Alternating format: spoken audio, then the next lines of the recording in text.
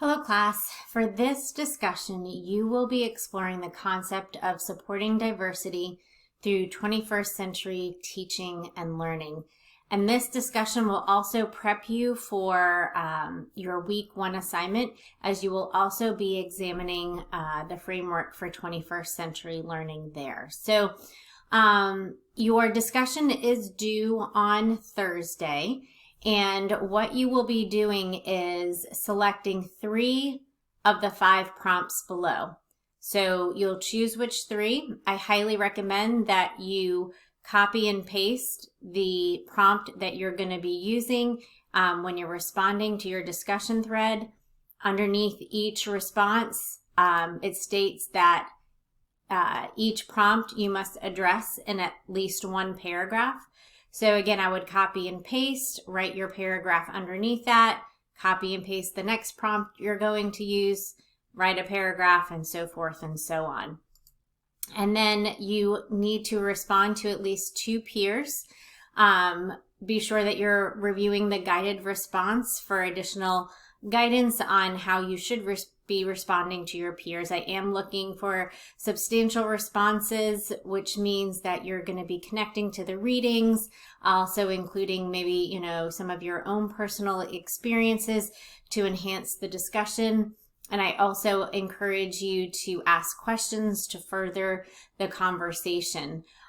Also, if you've reviewed my announcements for expectations with regards to participation, if you're wanting to reach that distinguished level of participation in this course, you will work to respond to at least 3 peers over 2 separate days. And the importance of responding on 2 separate days is that just helps to contribute to ongoing dialogue, which is really the purpose of the discussion thread. So one thing I did want to point out was this framework of 21st century learning that you're going to be using.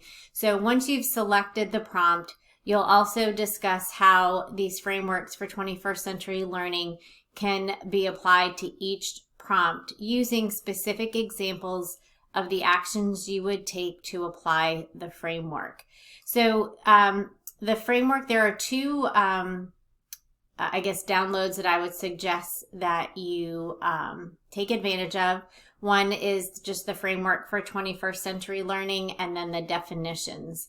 So if you go to the framework, you'll see that the rainbow encompasses 4 of the 21st century outcomes, which are your key subjects, the 3 R's and the 21st century themes.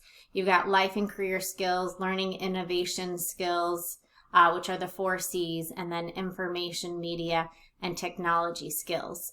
The points at the bottom, the 4 things at the bottom of the rainbow, those are your support systems. So when you're looking at this document here, you'll just see the 21st century outcomes and support systems, which I just mentioned were the key subjects, and then it'll go into a little bit more detail of what that might include. Same with learning innovation skills, information media, technology skills, life career skills, and then here are your 21st century support systems. And the reason why I pointed that out is because the other document, which is the learning definitions, I found that it can be a little difficult to follow, just the way that they've highlighted and colored coded. It doesn't really align, and so I just wanted to bring that to your attention. So when you're using this document to make the connection to 21st century outcomes, you'll see here is one of them, which is key subjects and 21st century themes. And so it will organize it for additional information for you according to that particular outcome. And then the next outcome is actually learning and innovation skills. That's where you'll see the 4 C's. So this one really should be blue and bolder, just to mark the difference that this is another outcome. So I just wanted to bring that to your attention. So you get the second outcome, which is learning and innovation skills. So they'll talk about creativity, critical thinking, communication, and collaboration.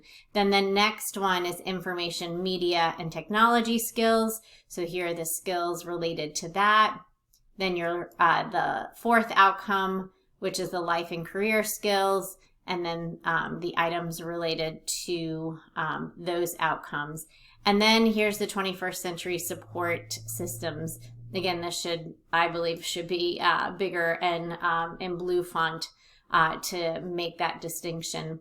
But then it's breaking those support systems further. And so you can use that information to support your analysis. So I just wanted to give that additional insight for you as you're using this resource to respond to this question. But if you have any other further questions, don't hesitate to reach out. See you in the discussions.